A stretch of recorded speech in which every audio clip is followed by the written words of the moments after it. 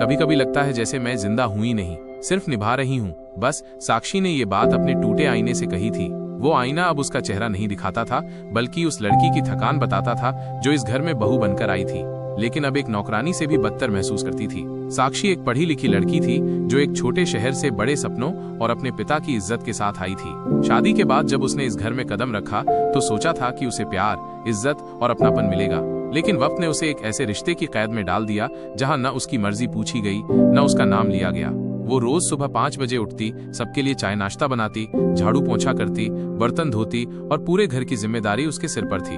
इन सब कामों के दौरान उसके ससुराल वाले उसे कभी बहू कहकर नहीं बुलाते थे, वो बस काम वाली बन चुकी थी। उसका पति राहुल भी उसे महज एक जिम्मेदारी समझता था, एक बोझ जिसे शादी करके निभाना था। साक्षी खुद को हर दिन खपा रही थी, अपने अस्तित्व को मिटाकर दूसरों की खुशी में ढलने की कोशिश कर रही थी, लेकिन कहीं न कहीं उसकी आत्मा चीख रही थी, बस उसकी आवाज सुनने वाला कोई नहीं था। एक दिन साक्षी की तबीयत बहुत बिगड़ गई, बुखार से उसका शरीर तप रहा था, फिर भी उसने रसोई में खड़े होकर 3 लोगों का नाश्ता बनाया, बर्तन साफ किए और कपड़े धोए। गलती से जब उसके हाथ से एक प्लेट टूट गई तो उसकी सास ने कहा, अगर काम नहीं होता तो बता दो, हम किसी बाहर वाली को रख लेंगे, तुम्हारा क्या है, दिन भर पड़ी रहती हो। उस वक्त साक्षी की आंखों में आंसू नहीं थे, क्योंकि रोना भी अब थक चुका था। उसे खुद से ज्यादा उन सपनों पर तरस आया जो उसने शादी से पहले देखे थे, एक नौकरी, अपना छोटा सा घर और एक ऐसा जीवन साथी जो उसके अंदर की आग को बुझने न दे। लेकिन यहाँ उसे हर दिन ये सुनने को मिलता कि तुम्हें तो सब कुछ मिला है, घर है, पति है, खाना है, और चाहिए क्या। वो अपनी सास की बातें सुनती रही, फिर कमरे में जाकर बुखार में पसीने से भीगी साड़ी में लेट गई। नींद नहीं आई। उसे अपना बचपन याद आने लगा, जब वो स्कूल के बाद माँ के साथ खाना बनाना सीखती थी और माँ कहती थी, बेटा तू जिससे शादी करेगी वो तुझे रानी बनाकर रखेगा। अब वो सोच रही थी कि क्या रानियों के हिस्से में भी बर्तन मांजना, चिल्लाहट सुनना और पहचान खो देना आता है।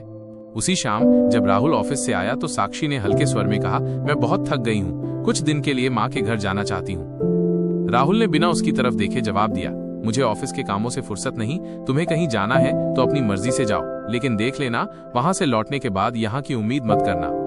उस एक वाक्य ने साक्षी के भीतर की आखिरी उम्मीद भी तोड़ दी। वो एक शब्द नहीं बोली, बस उसी पल फैसला कर लिया कि अब वो इस घर में, इस रिश्ते में खुद को मिटा नहीं पाएगी। अगली सुबह बिना किसी को कुछ बताए उसने कुछ कपड़े, अपनी डिग्रियों की फाइल और माँ की दी हुई एक पुरानी तस्वीर लेकर घर छोड़ दिया। वो रेलवे स्टेशन पर बैठी थी, ठंडी बेंच पर अकेली, कांपती लेकिन मजबूत। तभी एक औरत उसके पास आकर बैठी, जिसने उसका चेहरा देखकर कहा, बेटा तू भागी नहीं है, तू खुद को ढूंढने निकली है, और ये सबसे बहादुरी वाला काम है।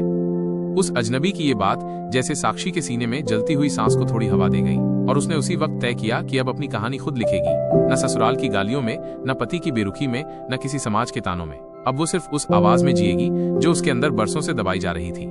साक्षी सीधे अपने मायके नहीं गई। उसने सबसे पहले अपने कॉलेज की एक पुरानी प्रोफेसर से संपर्क किया, जिन्होंने उसे हमेशा कहा था, तू सिर्फ पढ़ने नहीं, उड़ने के लिए बनी है।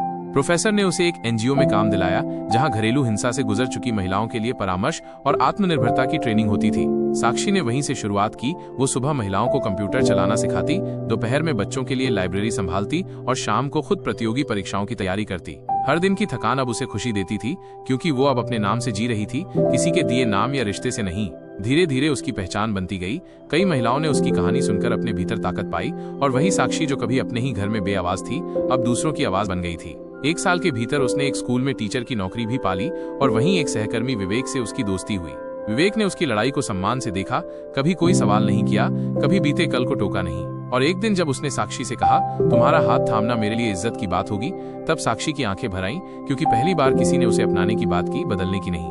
साक्षी ने विवेक का प्रस्ताव स्वीकार नहीं किया, कम से कम उस वक्त नहीं, क्योंकि अब वो किसी के जीवन की आधी कहानी नहीं बनना चाहती थी। पहले उसने खुद को पूरा किया, अपने लिए एक छोटा सा किराए का घर लिया, माँ पापा को समय समय पर मदद भेजने लगी, और जब उसकी छोटी बहन की शादी हुई तो उसने खुद की कमाई से गहने दिलाए, बिना किसी दहेज के, बिना किसी दिखावे के। वो अब समाज को जवाब नहीं देती, बल्कि उदाहरण बनकर दिखाती है कि एक औरत अगर खुद से प्यार करना सीख जाए तो उसे किसी रिश्ते की मोहर की जरूरत नहीं होती। और जब एक दिन राहुल ने उसे एक कोर्ट केस के सिलसिले में देखा तो उसकी आंखों में शर्म भी थी और पछतावा भी, लेकिन साक्षी ने सिर्फ मुस्कुराकर इतना कहा, अब मैं वो नहीं जो तुम्हारे घर से निकली थी, अब मैं खुद की हूँ, और चल दी अपने स्कूल की ओर, जहाँ दर्जनों बच्चियों के सपनों में उसकी तस्वीर बस चुकी थी, क्योंकि साक्षी अब नाम नहीं, प्रेरणा बन चुकी है। अगर ये कहानी तुम्हारे भीतर भी किसी साक्षी को जगा गई हो तो चैनल को सब्सक्राइब जरूर करना, क्योंकि यहाँ हर कहानी तुम्हें वो दिखाती है जो तुम्हारे अंदर छिपा है, साहस।